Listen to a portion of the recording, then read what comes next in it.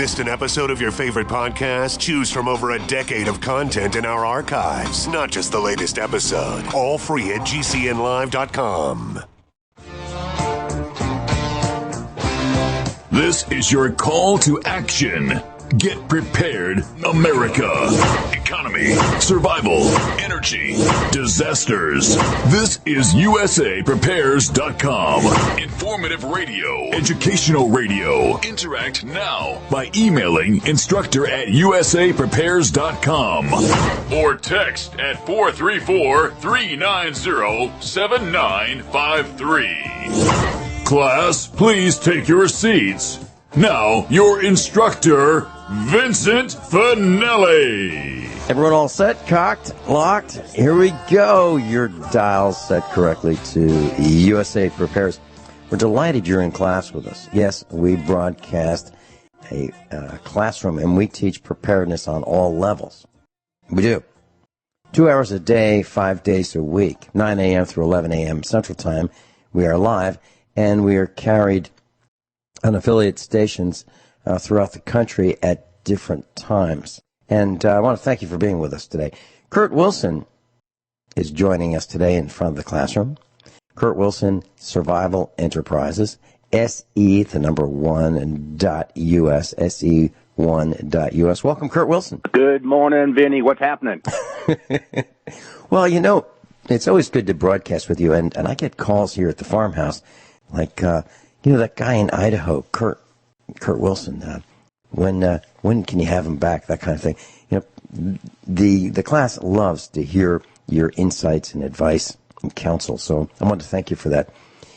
Now, you've been off the air for a little while, and you're getting your radio legs back today, which is wonderful.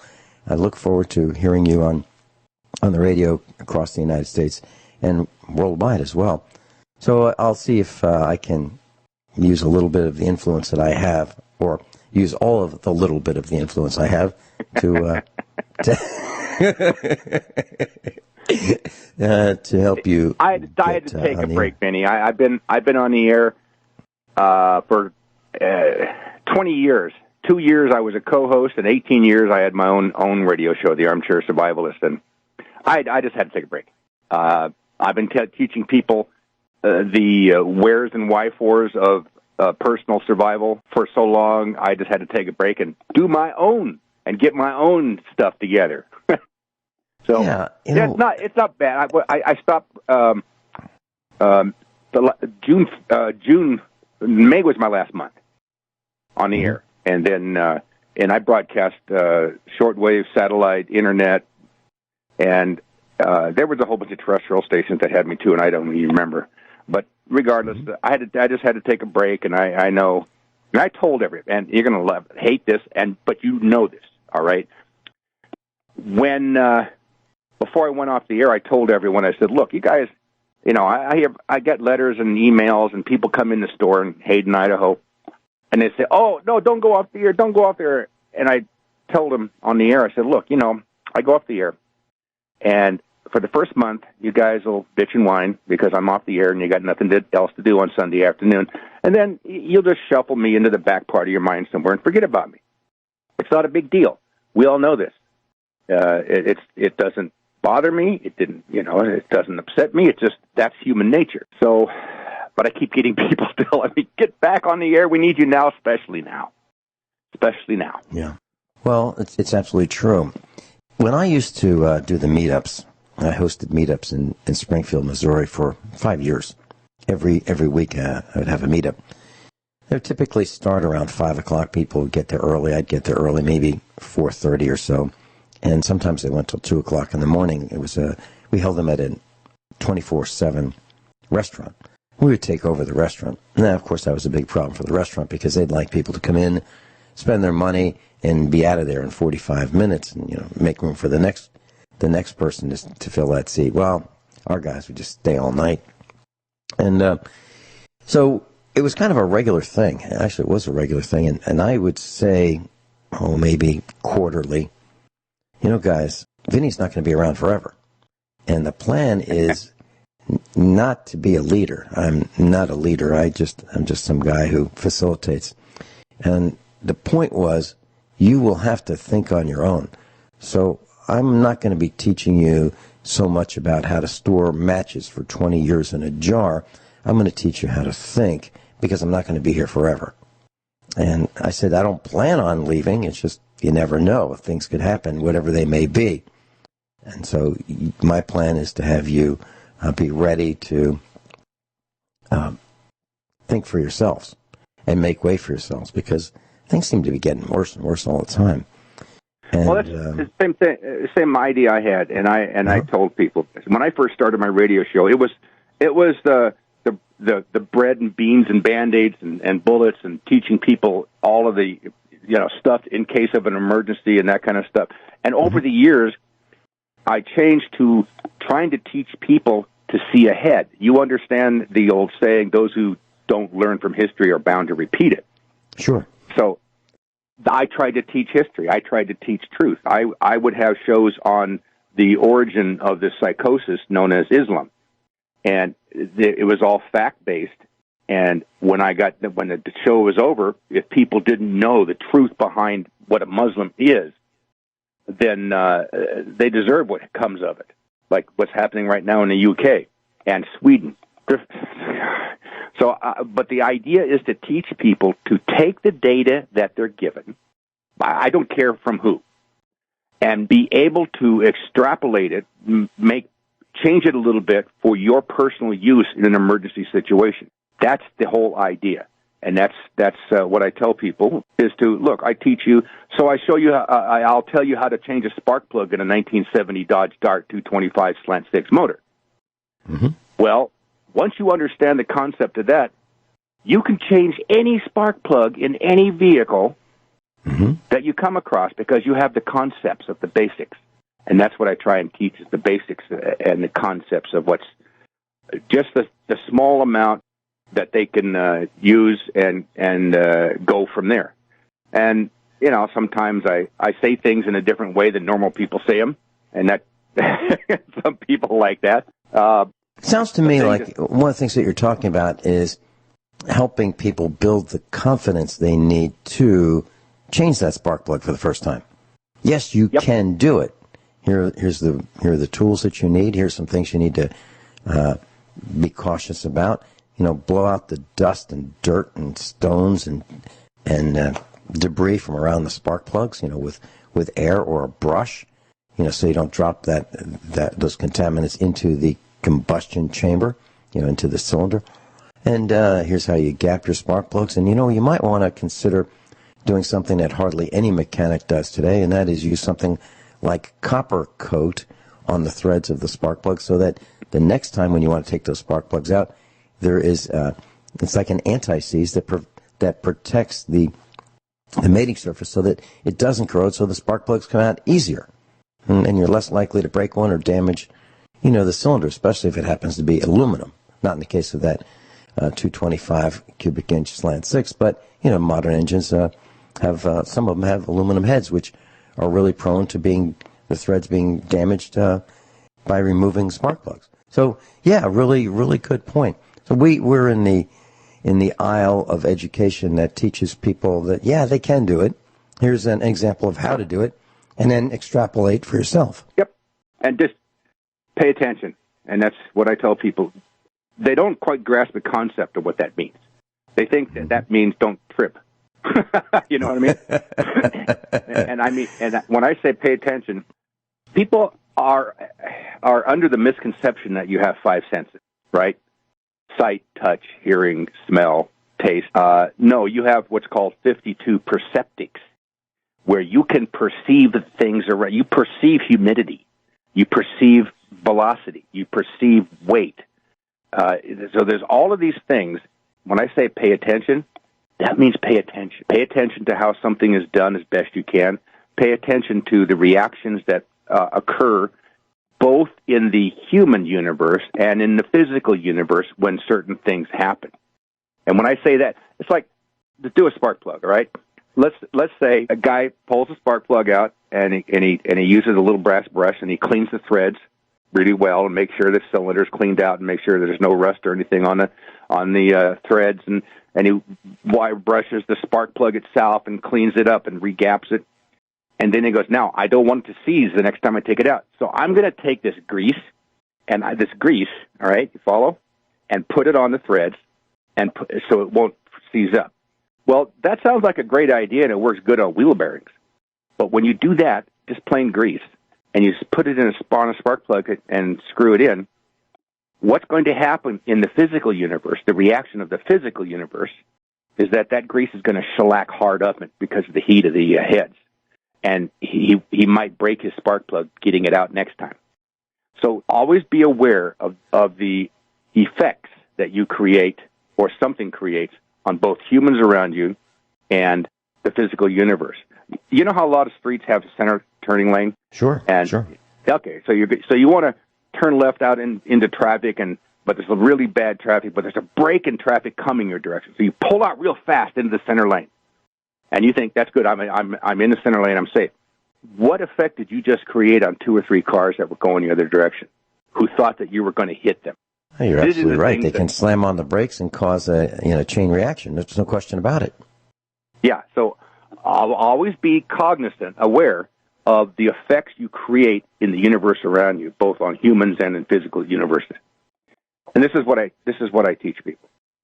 And sometimes people go, what the hell is he talking about? And, but they get the idea.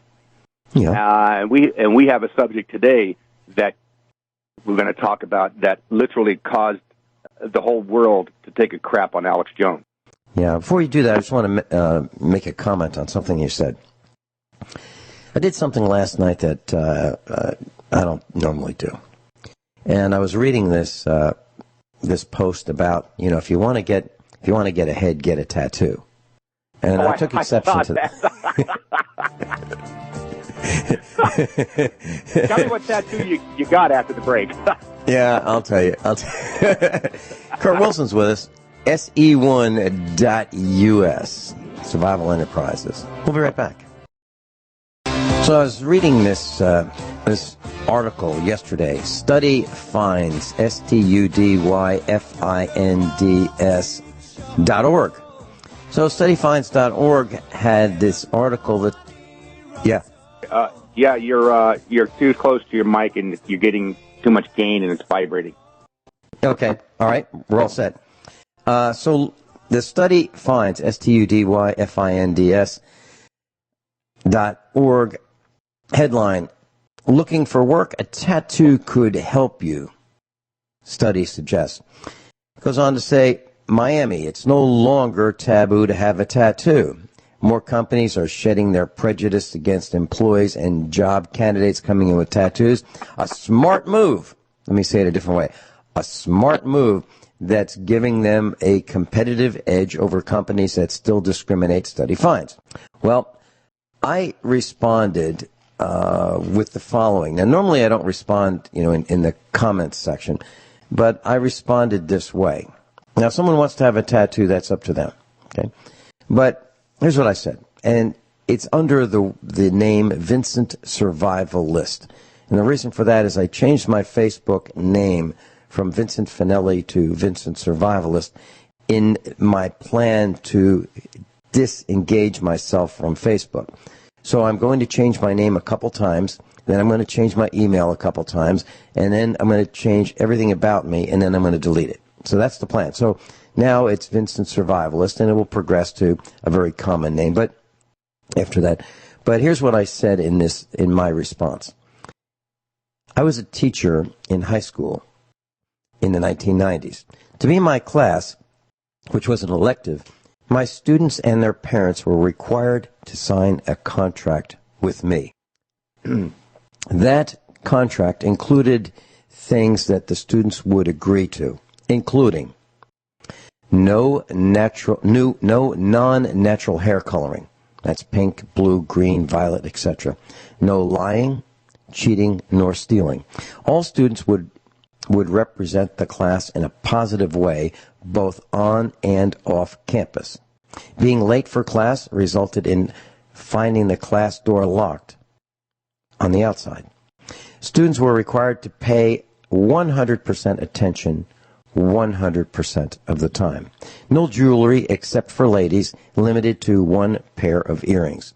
Slacks would be khaki in color, shoes, matching belts, and shoes tied. I provided a plum-colored shirt with our class logo embroidered on the pocket. That uniform was required by me to be in my class. We started the year with 60 students, and within a month or so, 15 or so remained. The rest found it too difficult. When some of my students graduated high school, their starting salary was higher than that of their teachers. I was proud of them, while other teachers were furious that my students did so well. This story of defacing one's body is beyond ridiculous, in my opinion. I won't eat at a restaurant where the servers are disfigured because the carelessness with their own bodies, because if they are that careless with their own bodies, what do they care about my food? And I was specifically thinking of the time that I went to a restaurant with the family. We were traveling and we were hungry, and I went to this restaurant, and the serving person came out and said, how can I help you? And I looked at her. She was fidgeting with her tongue because she had this thing in her mouth, and she's like having difficulty with it, and she wanted to know how she could help me. And what came to my mind was, how did she put that thing in her mouth, sticking her fingers in her mouth, and did she wash her hands before she came over? And you know what? I said to her, you can't help me. And I stood up and left. So, if someone wants to get tattoos, that's fine. But there's a place for it. And I have never seen a tattoo in a boardroom. Never. Kurt, do you have any comments on what I just said? Yeah. I had a 23-year-old beautiful girl. Her and her boyfriend had been coming into the store for a couple of years. She was 23 years old, and she was lamenting to me why she couldn't. She goes, I can't find a job. Nobody wants to give me a chance. I don't understand this. While she's standing there with her right eyebrow, left nostril, left lip pierced, a tattoo on the side of her neck, a tattoo on both wrists, wearing Levi's that have strategic holes in them. And this is what she was looking like while she was looking for a job. Kurt Wilson's with us, SE1.US. So, Kurt, in 1999, about 21% of young adults had tattoos. And by 2014, it rose to about 40%. And you were telling the story about this young woman who came in and couldn't figure out why she was having such a difficult time getting employment. And we got cut off as we went into the break. Could you please tell that story? Sure. She's standing in front of me with her boyfriend, and she's lamenting how she can't get a job, and she's pierced. She's got rings in her eyebrows, nose, lips, a tattoo on the side of her neck. On her wrist, there's tattoos. On her wrist, not on the biceps, right down there on the wrist. And she's wearing Levi's with holes in them, and the threads hanging there, and sandals, and a very low cut, very tight blouse on. And she's telling me how she can't find a job. And I said, what do you wear when you go out looking for a job? And she goes, well, we were looking for a job. This is what I'm wearing this, looking for a job. Now, when I was in high school and college, any girls that had tattoos, well, they were well known, if you understand what I'm saying. And they had a history, and that's usually that was usually it. When a female had a tattoo, they were a Jezebel. And this goes back through history, back through the Egyptians, back through the time of Christ. And so we always stayed away from any female that had a tattoo. Now, guys, if they had a tattoo, it would usually be on their shoulder, their bicep, or something like that, in U.S. Navy or something like that. So she's telling me this is what she looks like when she's going out looking for a job. And I looked at her. I said, honey, there's your answer right there. You have to show people that you care about yourself, so that they can trust you to care about their business. And if you look like that, you don't get a second chance for a first impression. And I said, the only job you're going to find, and I hate to say this, is selling coffee in a coffee hut. So her boyfriend comes back a month later and says, yes, you finally got a job. Where at? Selling coffee at a coffee hut. Either that, or I guess you could have got a job at a tattoo parlor or something. I don't know. You know, there's so many things that we talk about, Kurt Wilson, that are so similar in your life and my life. And although we've never physically met in person, I find it fascinating how our lives are so similar in many, many experiences that we have. We had an expo in Lebanon, Missouri, and we hired the people who would host the meetup, Jimmy's Egg. Jimmy's Egg is a restaurant in Springfield, and so they had a real pretty girl there who was our waitress at night, and a guy, Mike. He's been on the air with us as a cook, and he'd tell us how to cook meals, impromptu meals. So we hired them to cater our dinner and our lunch. And this gal showed up. She's very young, very pretty, very nice, lovely. And she was getting ready to serve, and I went to meet with, those in the kitchen to see if everything was ready before I made the announcement that, okay, meals being served. And there she had this thing stuck in her face, in her nose, and it was one of these piercings, and I never saw that before. And I looked at her, and I looked at her, and I looked at her, and then she realized that, what the message was, and I said, you can't do that here. You can't do that here. And so she took it out and washed up, and then, served. But that was the last time that we used her services, because she did something that was absolutely against the message that I was trying to convey. We couldn't have that. We couldn't have that because I was concerned about, the health aspects, the disease aspects, the appearance aspects, every aspect you can think of. It bothered me. Why? Why did she have to do that? And if she wants to go out and look like that with her friends and, spend time with her friends, of course that's up to her, but not when I'm paying for it. She wasn't volunteering. Let me give you a little background here. You don't know this, but the building that our store, Survival Enterprises store used to be a tattoo parlor. And the guy that was in charge of it had to leave the state because the police were looking for him. I don't know how it is everywhere else in the United States, but in Idaho, tattoo parlors are synonymous with drug dealers. And it's a given, and it's in every tattoo parlor.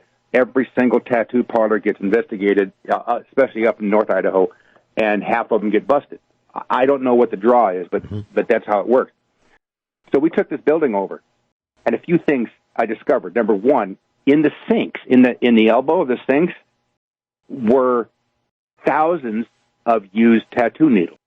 So this idiot was simply, after he tattooed somebody, he would drop the needle down the sink. Mm-hmm. He's too stupid to realize that there's an elbow there and the needle's not going to go past it. So we had to, I was supposed to call HazMed fire department to come and empty out our elbows at the store of all the sinks. And I said, screw that. I just emptied them out myself. I'm not an idiot. And then we started getting people coming in saying, hey, where's Al? He's gone. I don't know where he is. Well, that son of a bee gave me a tattoo and it got infected. And that was a dozen people. Mm-hmm. We had two girls that said now they had hepatitis because of what he did. And I don't think they all do that, tattoo places. But this guy obviously wasn't as clean as he should have been. And there's no federal control or even state control over tattoo parlors, as far as I know. So there's a disease factor there. And I'm sorry, I'm not going to take food from somebody who has poked numerous needles into their skin, pulling in God knows what kind of dye and chemicals. I don't want any part of that. I'll shake your hand and I'll take your money, but that's as far as it's going to go. So I was at a restaurant a couple days ago, and one of our class members decided that they wanted to come to Missouri and stomp around and look for some property, and they contacted me. They contacted another broadcaster as well on Republic Broadcasting Network. And so I said, well, yeah, sure. I'm I'll be glad to show you around. I'll show you what you need to consider if you want to, buy a farm. Here's a whole bunch of things you need to know about, and I can spend some time with you. And I literally spent from 11:01 right after the broadcast ended till maybe 7 o'clock that evening, showing them what farming is like, the equipment, the lay of the land, the area, and so it was. We were so busy we didn't really have time to eat a meal, and we decided that we would go Dutch out for dinner, at a reasonably priced restaurant. And the waitress was real pretty. She was really sweet, and she was bubbly and all that good stuff. And then the waitress said, I've been clean for like 2.5 years. Yeah. I've been clean for. TMI, too much information. Oh my gosh, I just ate that. I've been clean for 2.5 years. Real sweet gal, and she was telling us about her boyfriend and how she wanted her boyfriend to love her, and she thought, well, because he was into drugs, that he'd love her more if she got into drugs and got really serious. And I think I'm extrapolating here, but I have a feeling it had to do with injectables, and got worse and worse and worse, and she got thrown out of the house by her family, and she was disowned, and so she had a tough go of it. But some of it, she brought on herself, and she did clean up, and which is wonderful. But so she was working at a restaurant serving food. The bottom line is she engaged in some self-destructive behavior that's going to follow her around for a long time. So that's a comment I have on restaurants. And bottom line is, I really don't want to go to restaurants very often. In fact, I don't. Well, the thing that I tell people is this: like I had a friend of mine who's talking about getting this American eagle tattooed on the side of his neck, and he was going to college to get his MA in economics, because he wanted to be a banker. I said, can you tell me any bank you've ever gone in that the manager had something tattooed on his neck? And he thought for a second. He goes, maybe I'll get a bunny rabbit on my butt. Maybe I'll do that. Yeah. and what's the purpose of that? I don't know. I'm the kind of guy that if I could find a purpose for something, I'll do it or buy it or make it. And I cannot find a purpose. I'm sure there must be a purpose for a tattoo. I don't know what it is, to impress somebody somewhere for some reason. But a tattoo is permanent, and getting it removed leaves an ugly space. So, yeah, and that's what I tell. I don't understand. If you want a job other than working the drive-up window at McDonald's, then you're going to have to show people that you deserve it. And mutilating yourself with earrings that you can stick your little finger through. You know what I mean? People who make plugs out of their ears trying to copy the Swahili or the Zambuzi or something, or bones, literally bones through their nose, or a pencil through their nose. This is an art. This is African one-upsmanship, and this is disgusting. Get out. Well, since you've talked about some disgusting things, I think. You sure have you ever been over the air? Yeah. This is probably my last day, so why not? Yeah.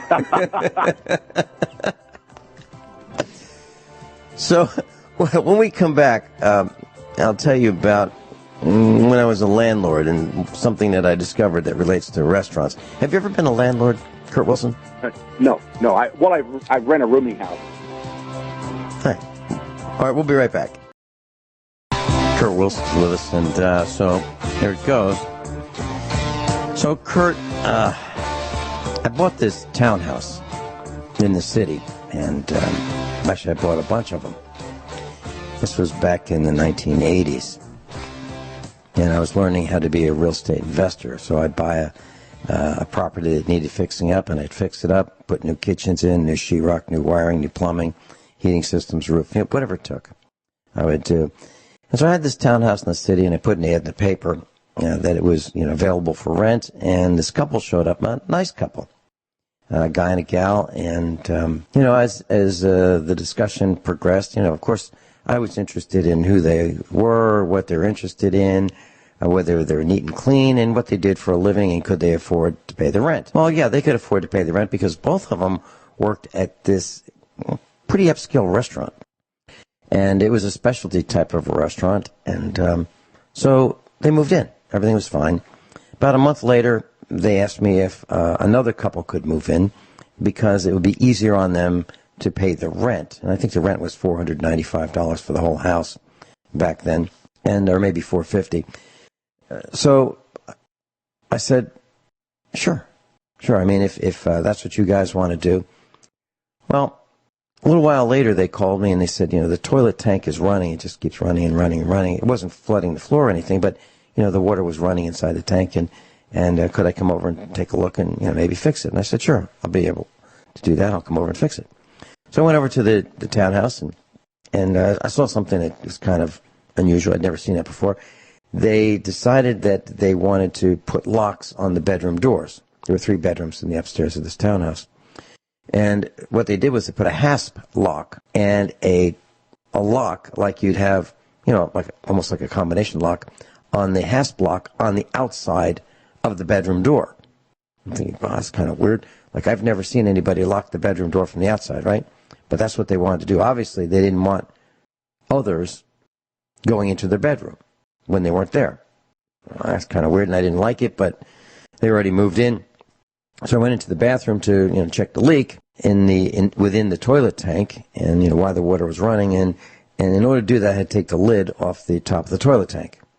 In order to do that, I had to move this uncovered jar of lubricant, Vaseline, and it had these finger gouges in it, like somebody was really in a hurry. This was the largest sized jar of Vaseline I've ever seen. No cover on it. And that's when I stopped eating at restaurants in the city. The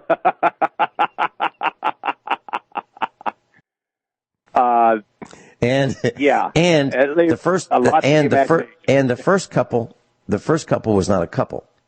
It was a guy and a gal. When the second couple moved in, it was guy and gal and gal. So it all ties in with the. Well, that's it's not as bad as the people across the street from us in Modesto, California. They moved in, and they were very quiet, and they were Asians of some kind, and they never came outside it. They never bothered people. They never did anything. And then one day, an Asian drives up in a jacked up Toyota pickup with this boom, boom, boom, boom, boom going on. And I walked across the street, and I said, "Can you please turn that down?" And he goes, "Oh, I'm sorry, sir." And he turns it down. And then, just for the hell of it, when I got back to my house, I called the agency that had been offering this for rent, this house, and told her, I said, I'd like to talk to the owner of the house because there's a guy there that has come 2 or 3 times, and he's making a lot of noise, and the house isn't doing anything about it. So she goes, "Well, there's nobody renting that house." I go, "What?"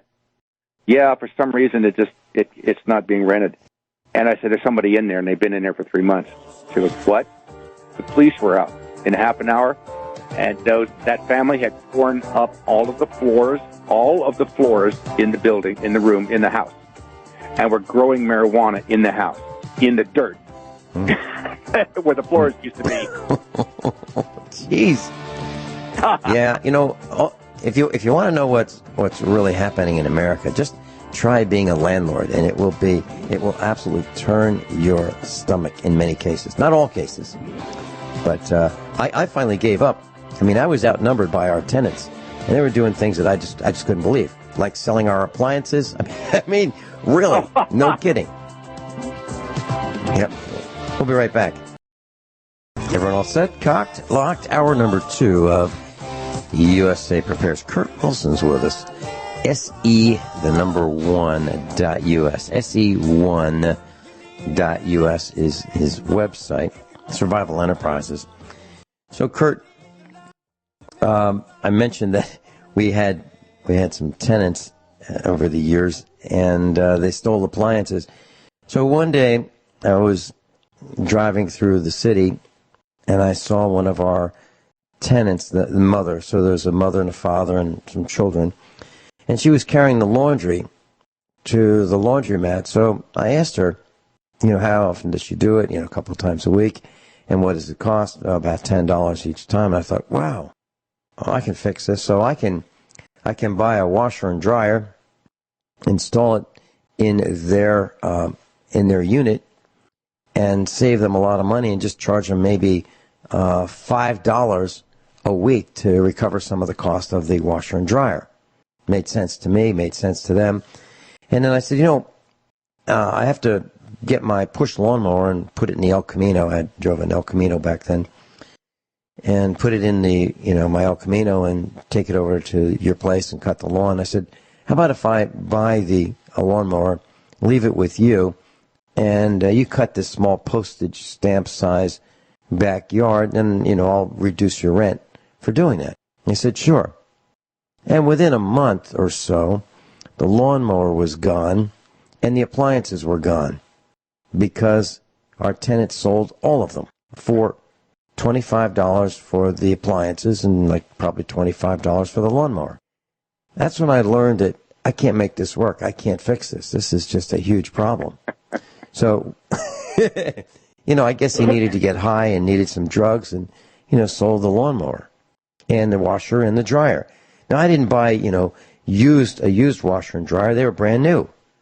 So I learned that it's really difficult trying to teach, proper behavior to those who have not been exposed to it.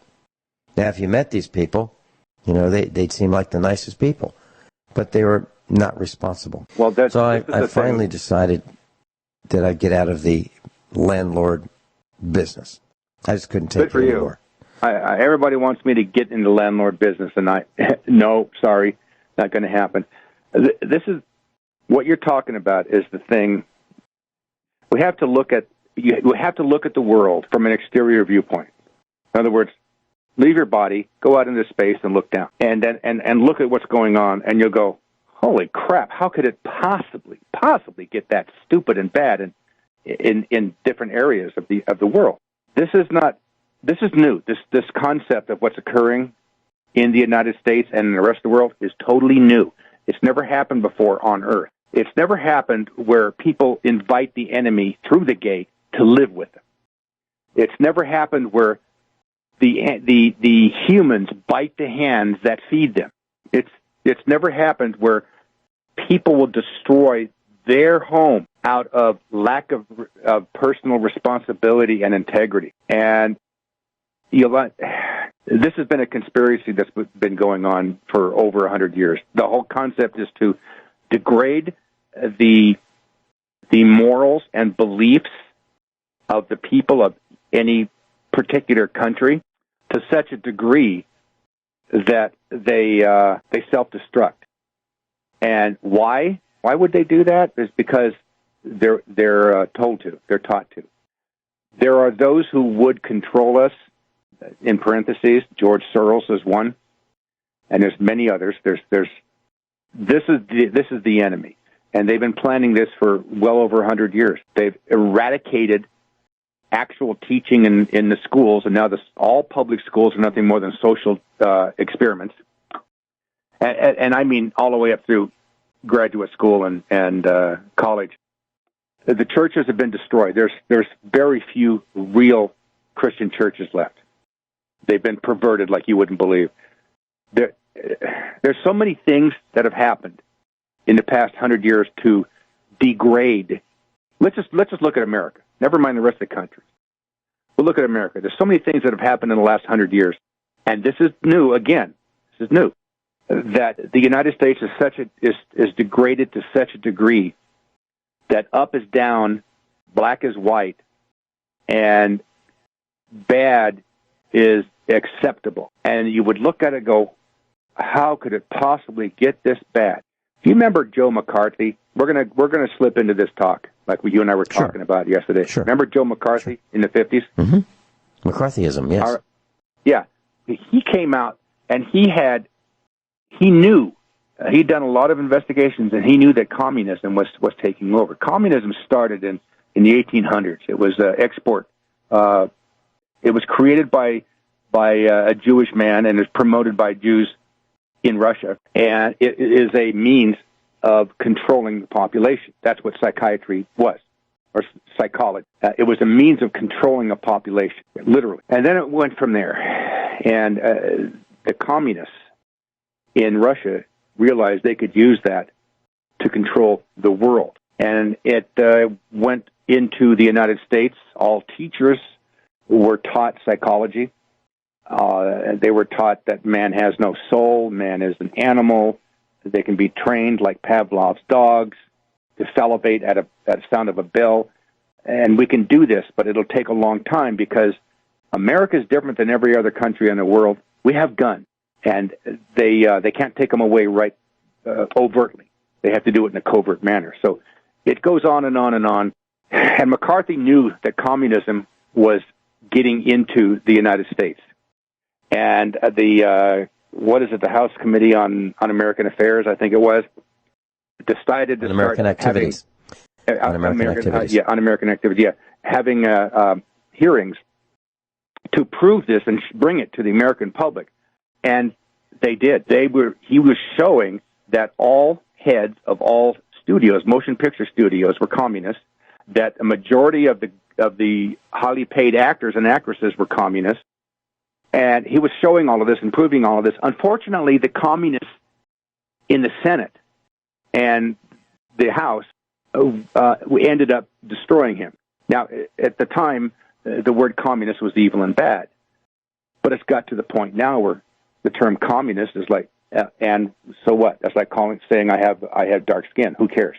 This is the way it is. 1962, a senator on the floor of the House read the current communist goals for the United States. This is 1962, okay? And it's quite real. And now, I'm going to say this again. This is 1962. This is before any of these things I'm going to read you happened. You got a minute here? I can read this stuff real quick? Yeah, sure. Go ahead. Okay, this is called Current Communist Goals. And I'm just going to cut to the chase. There's 45 of them. I'm just going to read you some of the highlighted ones here. Provide American aid to all nations regardless of communist domination. Promote the UN as the only hope for mankind. Resist any attempt to outlaw the Communist Party. Do away with all loyalty oaths. And the Pledge of Allegiance is a loyalty oath. Capture one or both of the political parties in the United States. Remember that one. Capture one or both of the political parties in the United States. You want to know why Alex Jones is they're attacking him? It's because he's nipping around the edges of that. But I'll come right out and say it. There are two political parties in the United States. There's the Republicans and there's the Communists. And they go by any name, such as progressive, socialist, or Democrat. Get control of the schools. Use them as transmission belts for socialism and current communist propaganda. Get control of Teachers Association. Use student riots to foment public protest against programs or organizations which are under communist attack.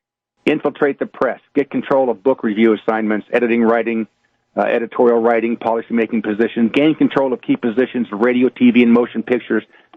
This is 1962, and almost everything that I'm reading you so far has come to pass. Continue discrediting American culture by degrading all forms of artistic expression. Eliminate all laws governing obscenity by calling them censorship and a violation of free speech.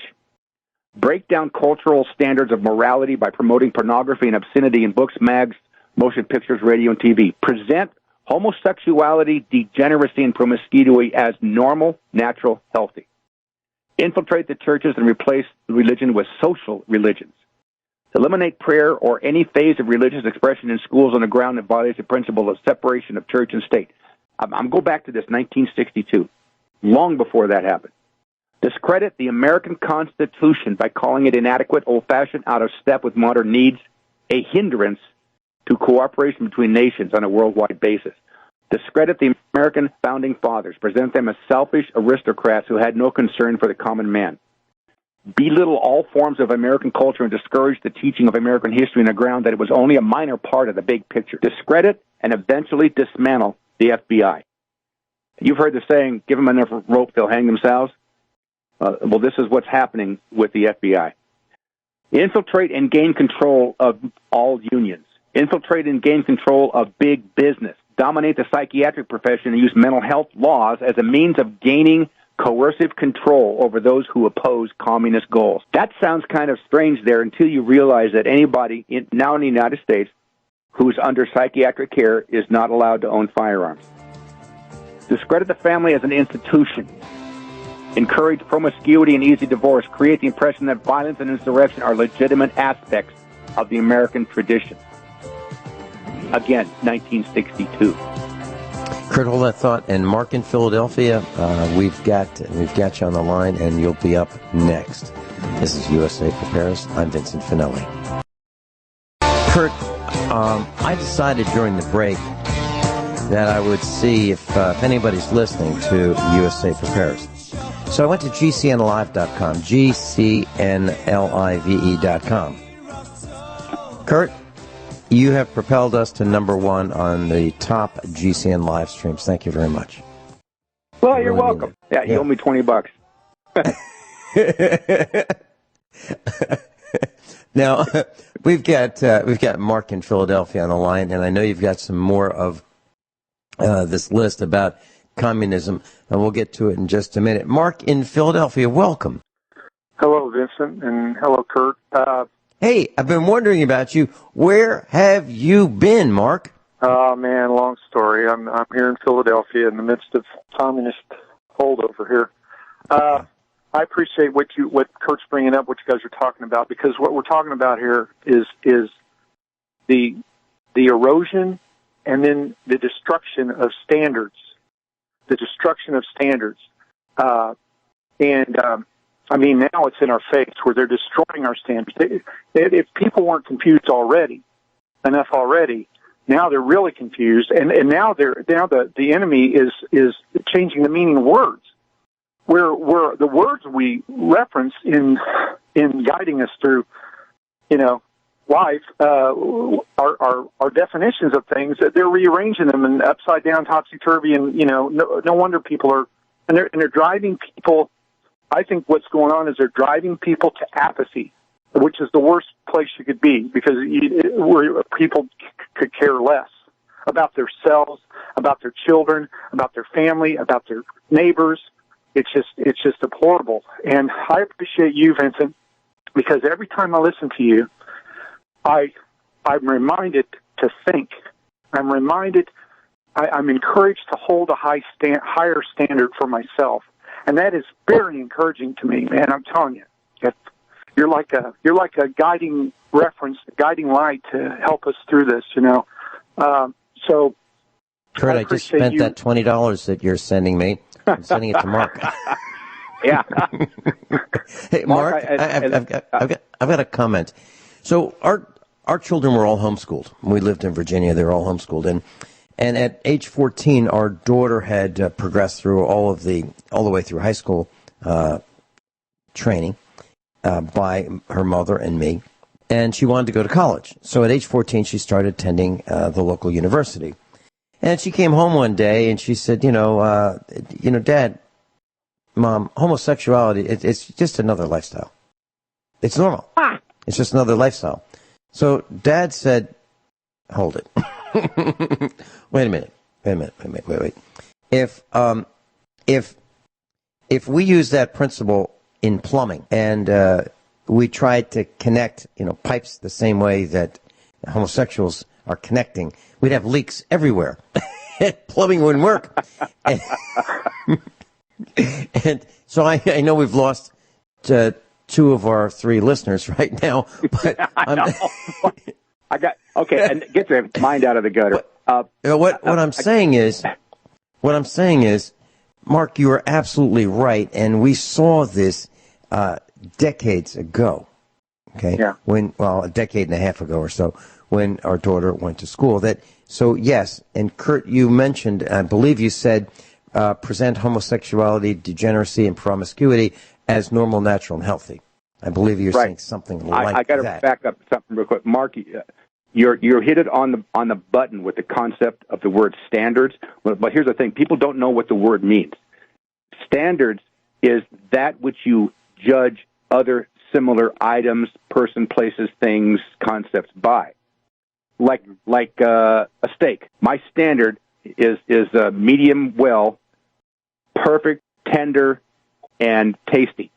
That's my standard. I have watched people get a steak and it's raw and tastes like rubber, but they don't want to complain.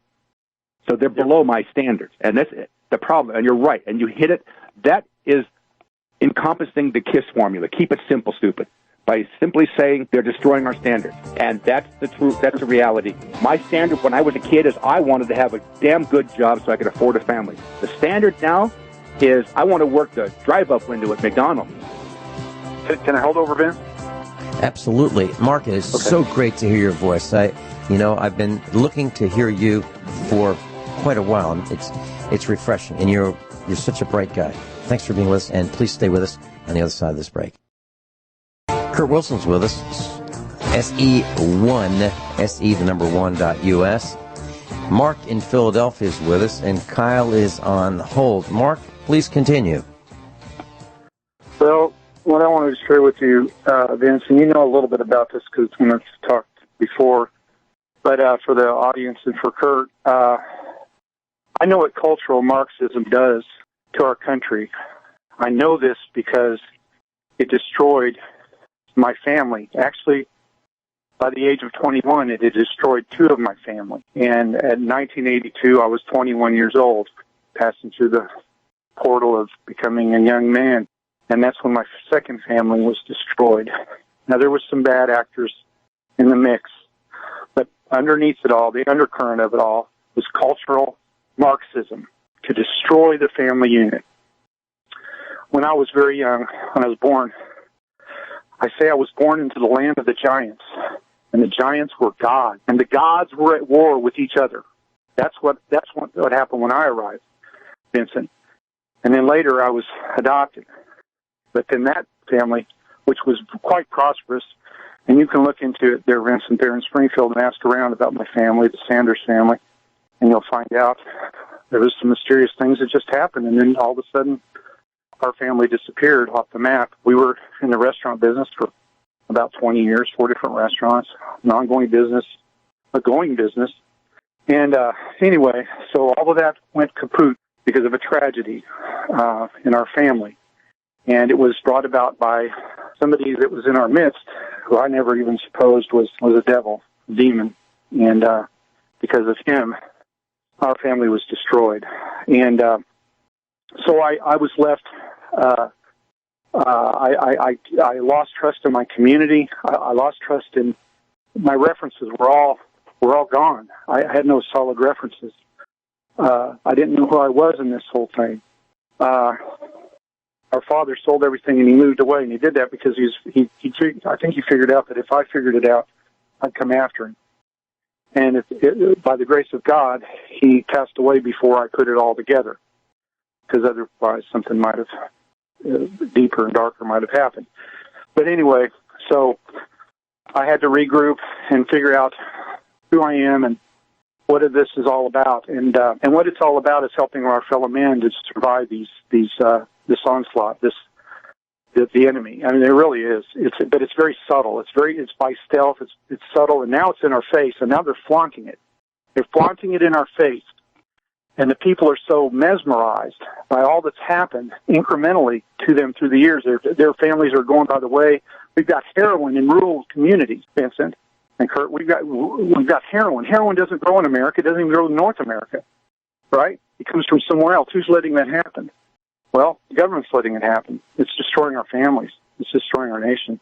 That's just one example. And then we've got corporations that are lining up to go along with this agenda to destroy our references and our justice system, our laws, our being decent to the community and being making products that help people instead of just hurting them.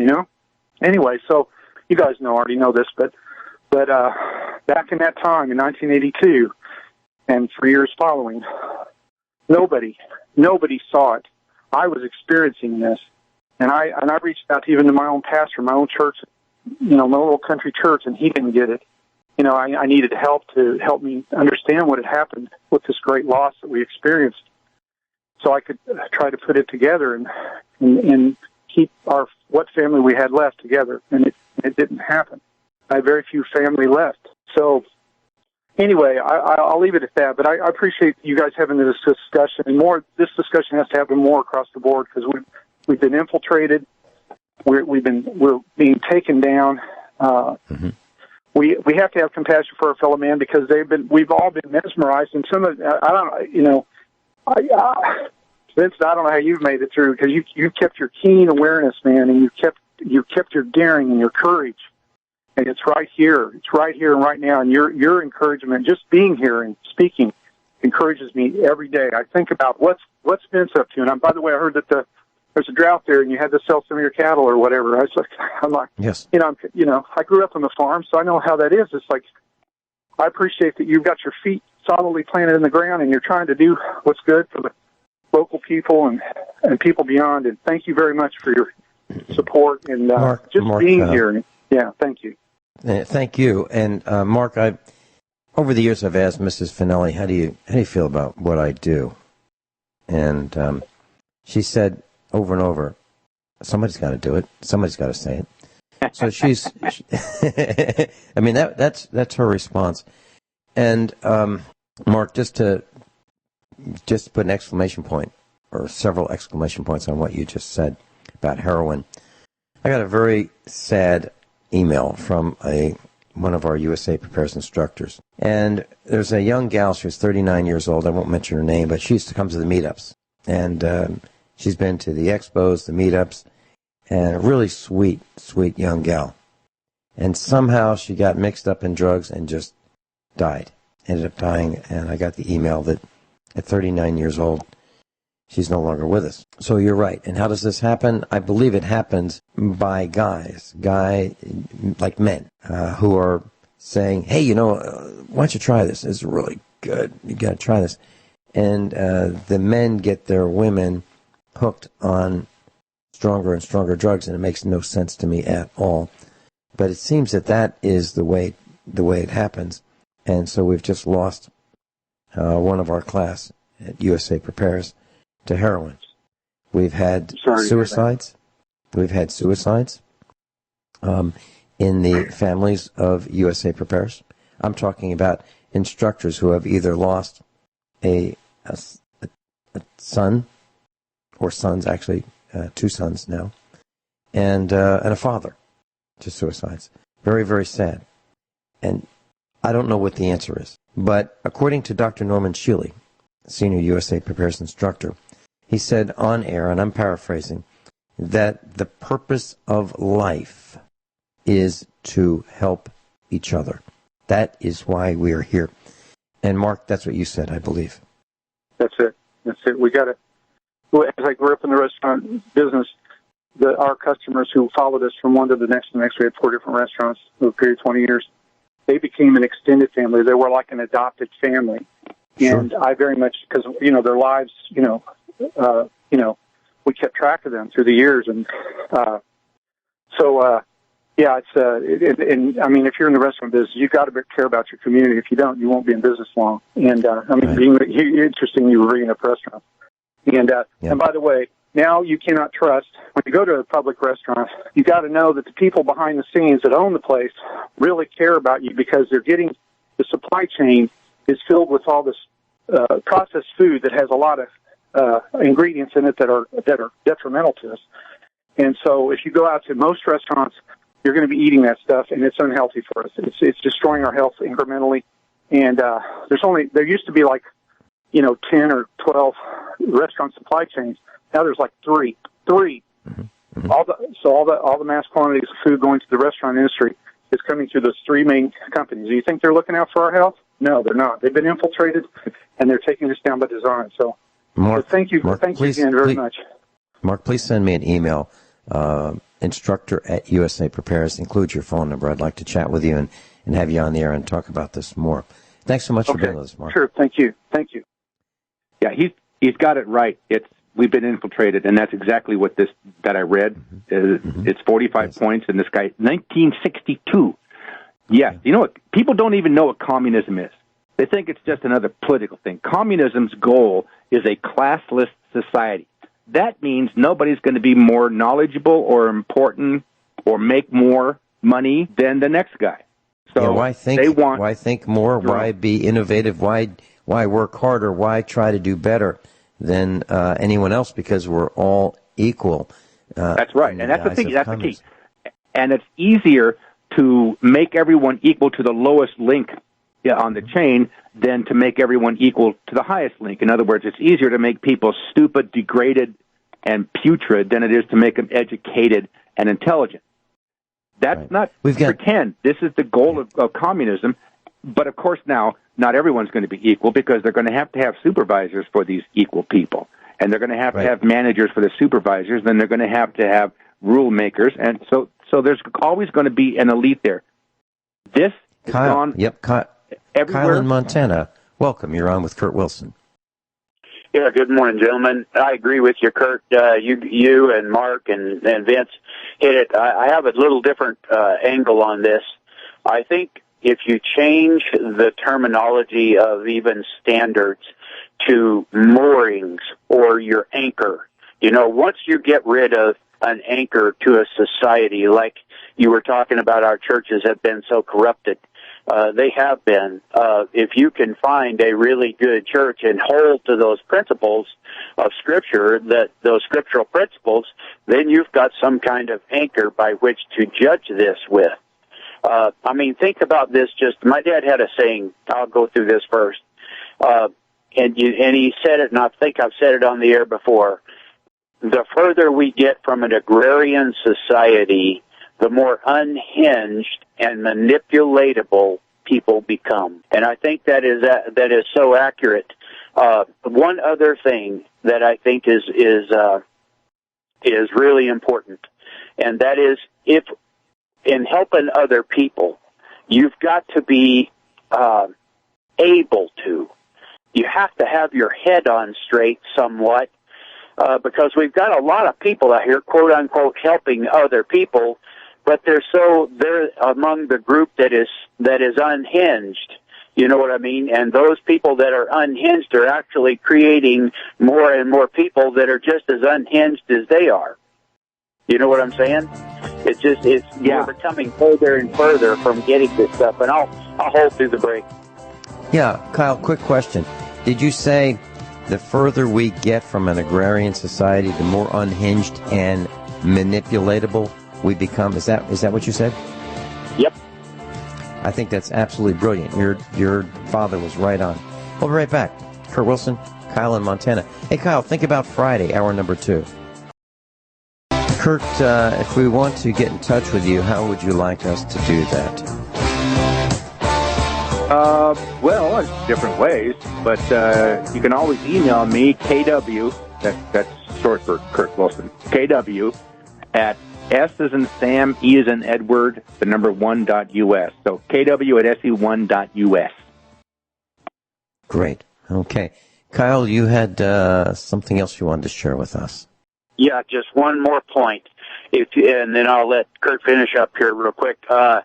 So if you want to think and see how far we've already been manipulated, think about this next statement. It is un-American and unconstitutional to resist socialism. I guarantee. What Democrat said that? Yeah, that lady that was just, exactly true. Think about that, though. How unhinged and unmoored and manipulatable our society has become when that statement alone doesn't get somebody tarred and feathered. Yep. Like I said, there's two political parties. There's communism and Republican. Yeah. Yep. I agree with you, Kurt. You're an excellent guest there for Vince. And Vince, I agree with Mark in PA. I also miss hearing him. But also, again, you are You are a really great standard bearer, you and Kurt. I mean, as far as what you do and how you do it, and your willingness to share with people is amazing. And I'll get off here and let Kurt finish up real quick, and then I'll talk with you tomorrow at second hour. Great, thank you so much. Nice hearing from you, Montana. Yep. I got a question for you. I'm going to need. You got a credit card? Kurt, I'm going to need another $20. Oh, yeah. to pay Kyle. Yeah. You got a credit card? You got a credit Do I? card? Yeah. Yeah. You know that commercial on TV, what's in your wallet? You got a Citi card? Yeah. Right. Citibank? Well, I got a nice letter what's in from your the... yeah, what's in your wallet? I got what's a nice in your letter wallet from... was another company, I believe. No, it was Citi. It was Citi. But go ahead. Wasn't it? I think it was. Anyway, I got a nice letter from the CEO of Citibank, Mike Corbat. And in it, he's telling me as a business owner that he's putting restrictions on what I can sell of legal products. Even though these products are legal, he's putting restrictions on me, the merchant, on what I can sell. And I'll make this short. I have a copy of the letter right here. But number one, don't sell firearms to anyone who hasn't passed a background check. Now, that's pure BS. Everybody who buys a firearm new passes the background check. So that was just pandering. Number two, restrict the sale of firearms for individuals under 21 years of age, meaning I can't sell firearms to anyone under 21. And don't sell bump stocks or high-capacity magazines. Now, I get this letter because I'm a merchant, and I take other people's Citibank cards. And later on, he says that, if I find out that you've been doing what I tell you not to do, I'm going to cancel the charge that was ran, and I'm going to shut you down from accessing any Citibank bankings. So this is this guy, and this is how bad it is. It's right in your face now. It's not even question. It's not covert. It's right in my face.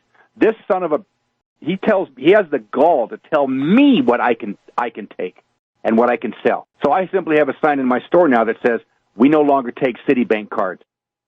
And guess what? One of the biggest companies that uses and issues Citibank cards, Costco. So let me ask your audience, how many of you out there are willing to use a credit card from somebody who is anti-American, anti-gun, and anti-Constitution? I'm sure mine got torn up. Well, I would cut mine up right now. I've got scissors right here in the studio, except I don't have one. I don't have a Citibank card. All right, cut mine up right now. And that's what we need to do, class. When you find these companies are pushing you around, telling you what you can and can't do, what you can and can't think, it's time to disconnect, like Facebook. And I've told you that I am on the path to disconnect Facebook. And I tell you how I'm going to do it, how I am doing it. Kurt Wilson, thanks so much for being with us and sharing your wisdom. And it's time that we say no. Yep, just say no. Stand up, don't take the crap. Absolutely. Thanks so much.